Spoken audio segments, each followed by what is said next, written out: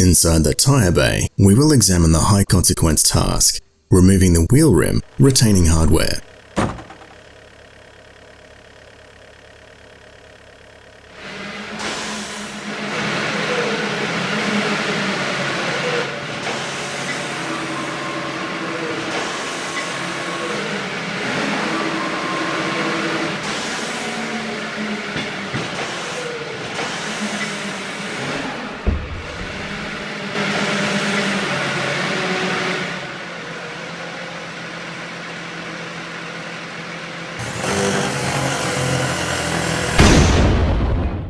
An unexpected and sudden release of stored energy in tyres can lead to a fatality or disablement.